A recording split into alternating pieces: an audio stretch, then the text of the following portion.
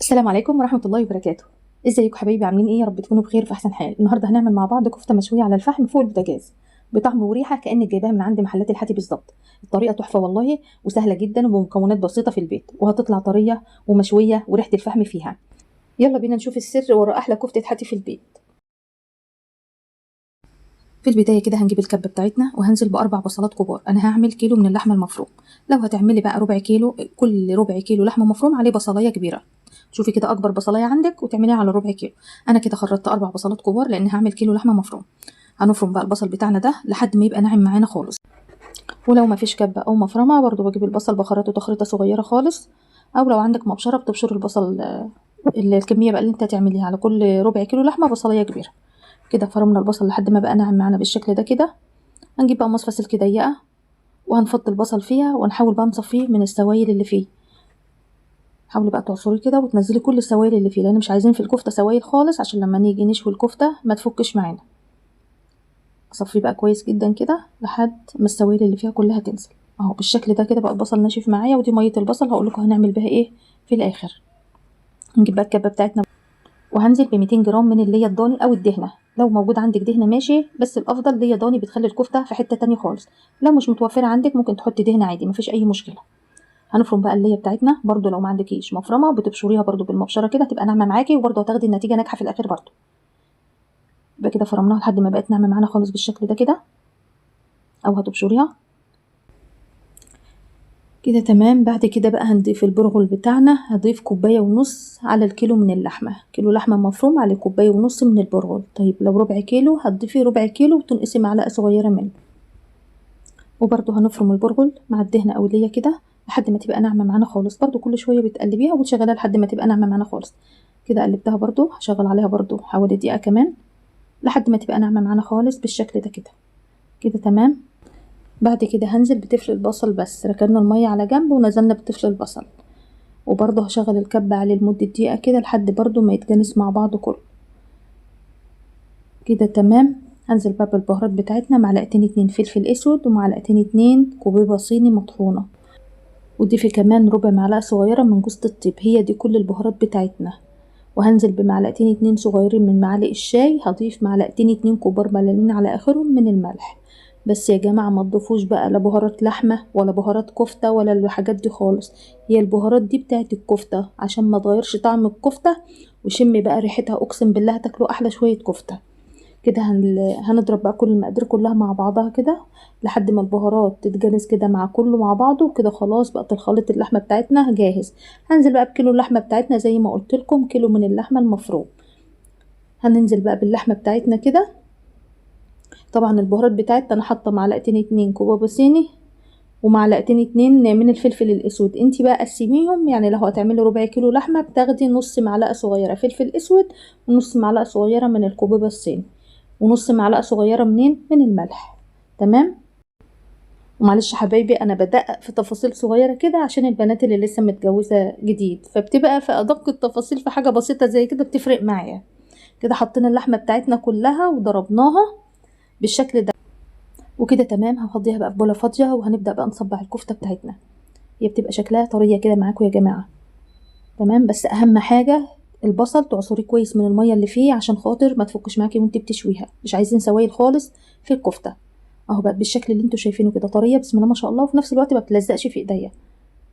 كده تمام. هسيبها بس في التلاجة لمده 10 دقايق وبعد كده هصبحها. هنجيب بقى ميه البصل بتاعتنا وهنزل فيها بمعلقه صغيره من الملح، ونص معلقه صغيره من الفلفل الاسود، ونص معلقه صغيره من الكوبيبه الصيني. تمام. هي نفس البهارات اللي حطيناها على الكفته. وهنزل بمعلقه كبيره من الكاتشب او الصلصه اللي موجود عندك، وهضيف كمان حوالي معلقه كبيره من الزيت. ولو ما فيش صلصه او كاتشب حطي معلقه صغيره من البابريكا. هنقلب بقى ميه البصل بتاعتنا وكده خلاص ميه البصل بقت جاهزه. يلا نشوف هنصبع بقى الكفته بتاعتنا ازاي. هنجيب بقى السيخ بتاعنا اللي هنسيخ عليه. بعد كده بندهن ايدينا من ميه البصل وناخد قطعه كده من اللحمه المفرومه، وتدهني السيخ بتاعك عشان خاطر وانت بتشد الكفته تطلع معاكي زي ما هي. شايفين بسم الله ما شاء الله سلسه معاكي، وبتطلع بقى تشكليها زي ما انتوا عايزين بقى. عايزه تعملها كور، عايزه تعملها كده مطوله، زي ما انت عايزه. ما شاء الله بتطلع بسهوله. احلى كفته والله العظيم، احلى كفته هتاكلوها ان شاء الله.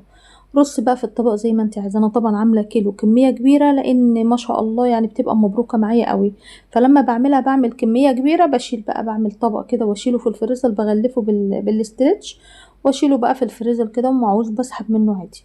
فانت ممكن تعمليها وتشيلها بقى في علب كده في التلاجة، وقت ما تعوزي بتسحب. شايفين بسم الله ما شاء الله بتشكليها بتطلع معاك شكلها حلو قوي ومتماسكه، وعمرها ما هتفك معاكي وانت بتشويها. هخلص بقى الكمية اللي معايا كلها بالشكل ده كده، وبترصيه بقى في طبق. بس اهم حاجة بتدهني السيخ قبل ما تصبعيه، عشان لو ما دهنتيش السيخ برضو هتلزق معاكي في السيخ. تمام. وبتدهني ايدك بسيط خالص وانت بتصبعيها، بس مش يعني ما تحاوليش تبالغي يعني، او بتدهني ايدك مرة واحدة بس. اهو شايفين بسم الله ما شاء الله. خلص بقى الكمية كلها واقول لكم الكيلو عمل معايا قد ايه. بسم الله ما شاء الله، شايفين الكيلو عمل معايا الكمية دي كلها، وكمان صوابع جنبه كبيرة كمان، يعني مش صغيرة. بسم الله ما شاء الله، يعني الكيلو هيعمل معاكي كمية كبيرة. لو وصلتوا هنا بقى لحد الفيديو يا ريت ما تبخلوش عليا باللايك الجميل بتاعكم، واشتركوا في القناة وفعلوا زر الجرس على كلمة الكل، عشان كل ما انزل فيديو يوصلكوا كل جديد. كده خلاص الكفتة بتاعتنا بقت جاهزة. يلا بينا نشوف بقى هنعمل ايه عشان نسويها بقى وتطلع زي كفتة الحاتي بالظبط، والله كأنكم جايبين كفتة حاتي من بره بالظبط. يلا بينا نشوف هنعمل ايه.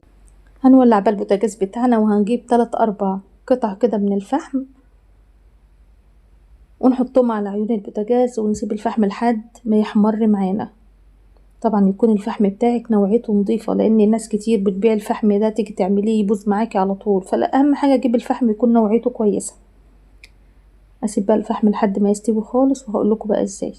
مجرد ما الفحم تلاقي احمرت معاكي، بتسيبيها حوالي مثلا مدة 5 دقايق كده على النار، لحد ما الفحمة بتاعتك تحمر وتبقى بالشكل اللي انتوا شايفينه كده. هنجيب بقى الصينية بتاعتنا. انت طبعا الصينية دي بتاعت الصينية المفضلة بشوي فيها على طول، فالتراب اللي بيتفضل من الفحم بسيبه فيها زي ما هو كده، زي ما انتوا شايفين.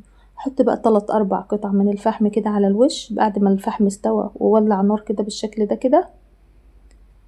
هولع بقى البوتاجاز على نار متوسطة، واسيبه لحد ما الصينية بس تسخن معانا. بعد كده هنجيب برضو الحامل بتاعنا، حامل بقى الفرن بتاعك، اي حامل موجود عندك حطي كده على الصينية من فوق، واسيب برضو الحامل لحد ما يسخن برضو معانا. وبعد كده بنرص بقى الكفتة بالشكل ده كده، والنار بتاعتنا تكون مش عالية اوي، النار متوسطة. بصي كأنك بقى قاعدة عندي الحاتي بالظبط، هتشم ريحة الكفتة. انا عندي القطة بتاعتي ورايا شم الريحة وانا بعمل الكفتة. عايزة اقول لكم والله العظيم القطة بتاعتي ما شاء الله مش راضية تسكت، عمالة تنونوني، وانا اصلا ما بحبش اديها الكفتة دي لان بيبقى غلط عليها. آه ما شاء الله شكل الكفتة بجد حاجة كده وهم.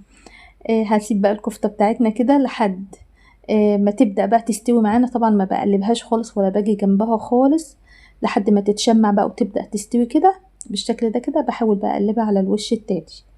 تمام. واقول لكم بقى ميه البصل هعمل بيها ايه دلوقتي كمان. طبعا ما ترميهاش، انا اقول لك لسه هتعملي بيها حاجه دلوقتي تخليك بقى الكفته برضو في حته تانية خالص، وتخلي الكفته بتاعتك بتلمع كده زي كفته الحاتي. احنا بجد بجد النهارده محل مشويات في البيت. هنقلب بقى الكفته على الوش التاني بالشكل ده كده، بس مجرد بس ما تستوي معاكي بتقلبيها وكده. تمام. بعد ما تتشمع بينك بقى وتستوي على الجهتين، بتجيبي بقى ميه البصل اللي انا قلت لكم هنحتاجها برضو. بنجيب ميه البصل، وبنجيب بقى فرشه كده وتدهنيها دهنه بسيطه خالص من على الوش. هتدي الوش لمعه، وهتخلي الكفته معاكي طريه ومش ناشفه. والله بجد هتطلع احلى كفته ان شاء الله تعملوها.